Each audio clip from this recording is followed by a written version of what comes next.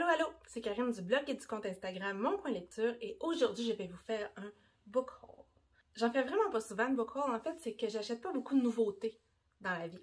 J'en reçois pas tant que ça non plus parce que j'en ai beaucoup en e-book puis c'est pas mal plus difficile à présenter. Mais la vraie raison pour laquelle je fais cette vidéo-là, ceux qui me suivent sur Instagram le savent, mon divan de salon là, il est plein de livres présentement. Donc les livres que vous allez voir, c'est les livres que je dois ranger puis qui sont pas rangés. Pour la plupart, ça veut dire qu'ils sont arrivés depuis 2 mois. Ça se peut que ça fasse 2 mois qu'ils traînent sur le divan. C'est vraiment pas impossible. Des fois, ils traînent parce que ça fait 2 mois qu'ils sont arrivés. Des fois, parce que je les ai ressortis pour faire une photo ou pour en parler à quelqu'un. Bref, ils traînent. Je veux les ranger. Et je me suis installée ici dans mon salon parce qu'il y a des livres qui vont dans le salon, puis d'autres qui vont dans la bibliothèque, puis d'autres qui vont dans ma chambre, puis je veux pas les transporter trop de fois. Genre, je m'économise. Donc, bienvenue dans mon salon. Si vous me connaissez un petit peu, vous savez que j'ai tendance à acheter des classiques et en plusieurs exemplaires. On va donc commencer par ça. Ensuite, je vais vous présenter les livres que j'ai achetés ou que j'ai reçus en service de presse en version papier. Qui traînent. Vous voyez, c'est ça. Allons-y. Oh, c'est pas gagné ça. Les 2 premiers livres que je vais vous montrer, c'est mes grosses dépenses, c'est mes folies.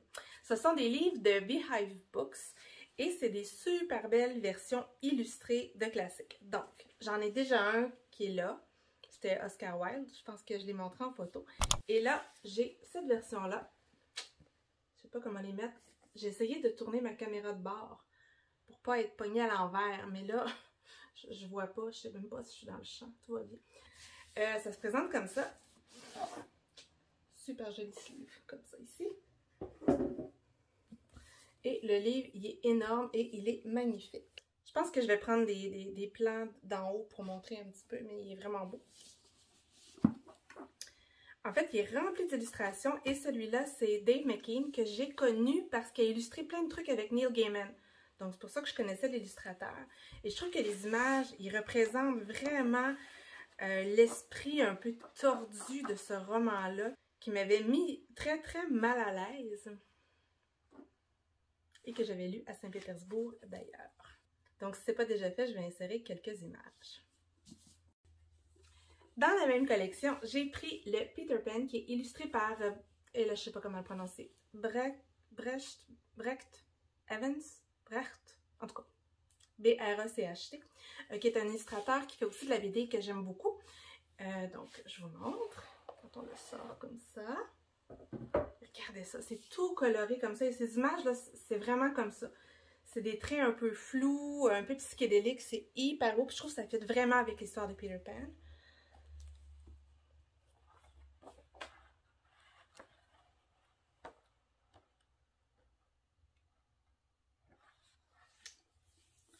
Donc ça, c'est un peu des folies.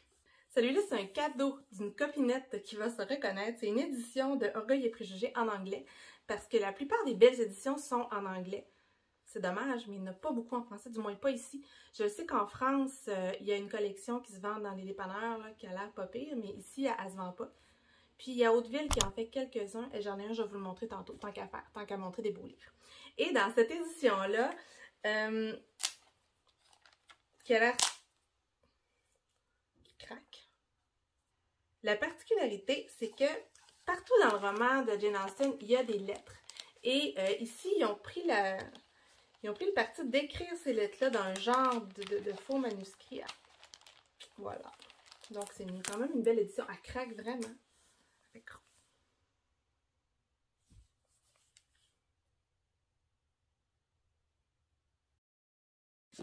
Aux éditions Minalima, j'ai Le Magicien d'Oz. Cette maison d'édition-là, elle est assez connue, puis elle a notamment publié une version d'Harry Potter avec plein d'animations dedans, donc c'est un peu leur marque de commerce. Dans ça aussi, c'est la même chose. Je vais vous mettre des images en plan tantôt. Mais quand on tourne les pages, qui sont super colorées, il y a non seulement des images, mais il y a des pièces avec lesquelles on peut jouer. Bon, c'est sûr qu'on ne veut pas nécessairement que des enfants tout petits jouent là-dedans, parce que moi, je suis persuadée que ça s'arrache assez facilement. Voire même très facilement. Mais bon, c'est joli. Cette collection-là, je l'ai presque toute, quoi que je viens de réaliser qu'il y en a un que j'ai pas puis que je veux puis qu'il va me falloir. C'est les Wordsworth Classics.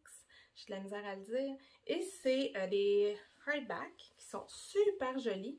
En dedans, ils sont comme normales, là. Si tu regardes, là, c'est normal. Mais ils sont pas chers. Ils sont hyper jolis et ils sont très très pas chers. Ici, je pense qu'ils sont à 15 $, puis ils sont à moins de 10 € en France, donc je les aime bien. Bon, ceux-là, j'avoue que je comprends pas pourquoi ils sont pas rangés, parce que ça fait un petit bout que je les ai, mais pourquoi ils traînent, c'est un peu un mystère. Peut-être juste parce que je voulais les voir, en fait. Peut-être. Bref, c'est cette édition de la série Emily de la Nouvelle Lune. Ah oui, ils sont sortis parce que j'ai pris une photo il y a pas longtemps. Emily de la Nouvelle Lune, ça a été écrit par la même auteure que Anne of Green Gables. Anne est beaucoup plus connue qu'Emily, mais moi j'aime autant Emily que Anne. C'est l'histoire d'une jeune fille qui veut être écrivaine aussi à l'île du Prince-Édouard. C'est une jeune orpheline. Et ça va être son parcours à elle.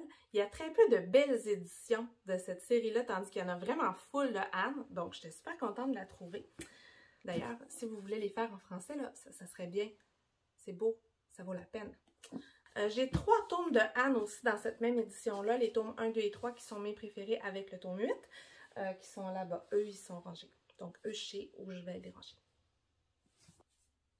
Pour une raison que je comprends plus ou moins, il m'a pogné un trip de mini-livres. Donc, je voulais des mini-livres qui tiennent comme ça. J'avais en tête une photo là, où je les mettais comme ça dans ma main.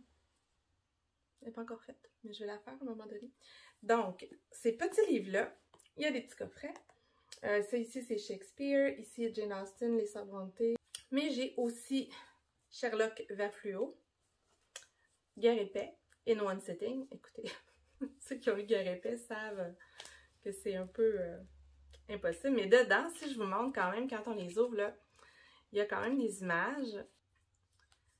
Il y a toujours une image comme ça, la signature en arrière, puis à l'intérieur, il y a quand même des petites images aussi. Hop, il y en a ici. Il y a Dickens, et Dickens, c'est la carte de Londres. Et Edgar Allan Poe. Alors, bien entendu, lui, c'est moins beau. C'est des résumés.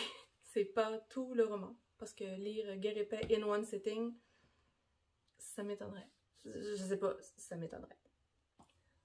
Et en pensant acheter à peu près le même genre de truc, j'ai trouvé encore du Shakespeare, les Famous Last Words. Alors, je me dis, bon, je vais prendre un mini-livre. C'est très mini. Si je montre la différence, là, c'est bébé, puis le problème, c'est que je suis pas capable de les ouvrir. Donc, on essaye d'ouvrir ça, là, puis ça s'ouvre pas. C'est Choupinou, par exemple, mais ça s'ouvre pas. Donc, j'ai celui-là de Shakespeare et j'ai Hogwarts ici. J'ai même pas essayé celui-là. Qu'est-ce qu'il y a là-dedans? Oh mon Dieu! J'ouvre et le signet est sur David Chou, qui a l'air vraiment pas chou là-dessus. David Chou, c'est David Tennant, c'est Doctor Who 10, ouais. C'est à moi.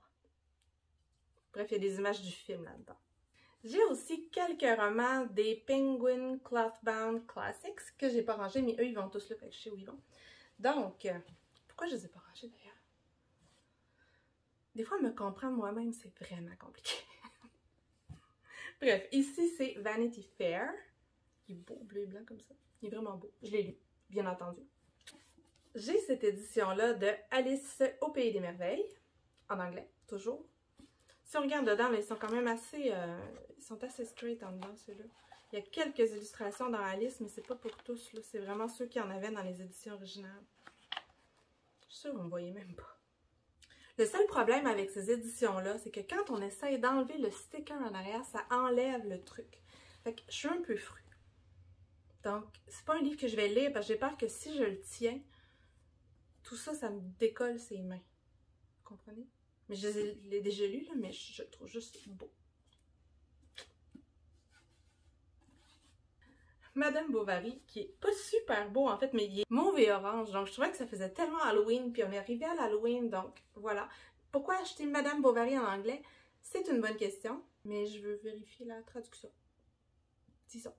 Et j'ai dans la même collection Jane Eyre, que je sais jamais comment prononcer en anglais, donc je le prononce à la française. Puis je sais pas pourquoi, mais j'ai toutes mes éditions de Jane Eyre, en fait pas toutes, mais plusieurs qui sont sorties ici. Donc tant qu'à faire, je vous les montre. Vous me dites celle que vous trouvez la plus jolie. Donc j'ai celle-là.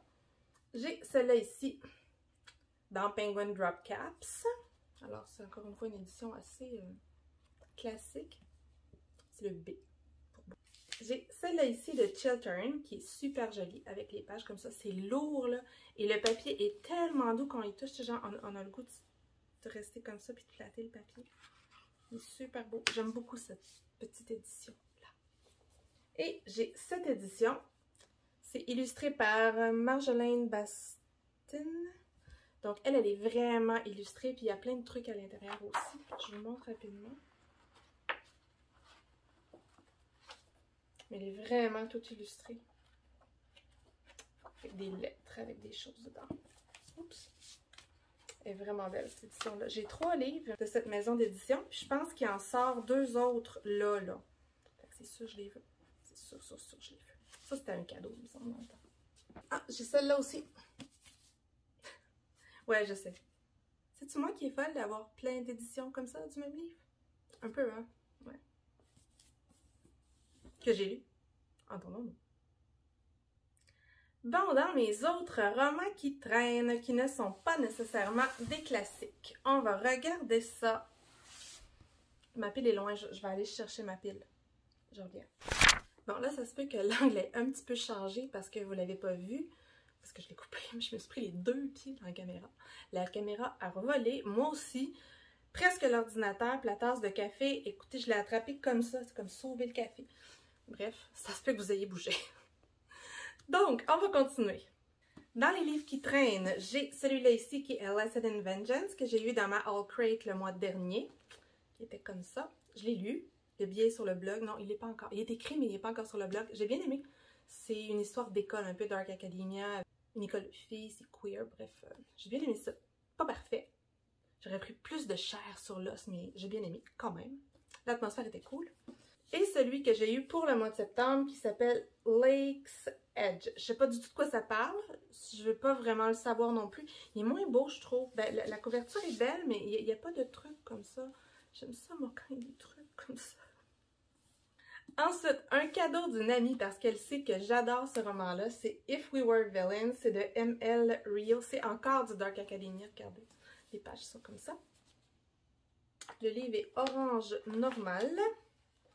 Les pages sont noires. Et je pense qu'il est signé, en fait. Mais il est signé. Donc, c'est une amie qui me l'a donné parce que je l'avais pas. Je l'avais eu en SP e-book il y a super longtemps. Puis, je suis vraiment contente parce que j'aime ça, ce livre-là. C'est un des livres que j'aime. En fait, j'achète rarement des livres papier. J'ai tendance à les emprunter à la bibliothèque, à les lire en e-book ou les écouter en audiobook. Puis si vraiment je les aime, là, je les achète. Donc, c'est pour ça qu'il n'y a pas tant d'achats de livres que j'ai jamais lus. Mais lui, j'ai déjà lu. Fait que j'enlève ça. Je pense que ça a l'air à se décoller. J'aime pas tant décoller des trucs comme ça. Un petit achat, et celui-là, je ne l'ai pas lu, mais ça sera pas tellement long. Donc, N'entre pas dans mon âme avec tes chaussures de Natacha Canapé-Fontaine. Je l'ai acheté quand je suis allée à Sept-Îles. Il y avait une librairie avec un petit présentoir avec les auteurs autochtones, donc je me suis dit qu'il fallait que je prenne quelque chose. J'ai pris celui-là, ça faisait longtemps que je le voulais, puis j'hésitais à cause du prix. Sauf que là, je me suis dit que j'arrivais dans une librairie, ça allait être mon souvenir de voyage. Ce que je vous montre ensuite, c'est les services de presse papier qui sont pas rangés. D'accord? Ça fait un petit bout que j'ai reçu, là, mais il traîne. Donc, cette semaine, on m'a envoyé la copie finale de La librairie de Téhéran. Elle est shiny, elle est belle. Parce que l'attachée de presse, elle le sait que j'aime les beaux livres. Donc, j'avais déjà pris une photo pour celle-là, mais je pense que je vais la reprendre avec la vraie couverture, qui est shiny. Je l'ai lu, j'ai bien aimé. Mon billet, je pense que celui-là, il est en ligne ou il va l'être bientôt. Mais il faut dire que le contexte du départ, je le connaissais quand même assez bien pour plein de raisons. Donc, ce que j'avais là-dedans, ça me suffisait. Puis l'histoire d'amour, elle fait tellement adolescente, là. Elle fait tellement premier amour, amour idéalisé d'adolescence que j'aime bien. C'est le seul moment où j'aime bien ces amours idéalisés parce que, ouais, à ce moment-là, j'y crois. J'ai le tome 2 de The Bone Season des éditions de Saxus en hardcover. Et lui, je le sais pourquoi il est encore là. C'est parce que j'essaye de trouver le premier tome dans la même édition et je voulais l'avoir proche pour être sûre que c'était l'édition qui fitait. Je veux lire le premier dans la même édition. Je suis psychorigide, je le sais. Mais bon, fait que je l'ai gardé pas loin pour me rappeler d'acheter le tome 1. Ouais, un jour. Ensuite, les tomes 5 et 6 de Aria de Masterpiece. qui est un manga que j'aime beaucoup, qui est très slow en fait. Ils sont sur Mars, qui a été terraformé, et ça ressemble un peu à Venise. Et c'est l'histoire d'une jeune fille qui veut devenir gondolière. Donc, ça c'est ces tomes-là. Je suis rendue là à les lire. C'est toujours un moment doudou sur Terraria. Toujours un manga, j'ai le tome 5 de BL Métamorphose, qui est un manga tout choupinou aussi, dont j'ai lu les 4 premiers tomes.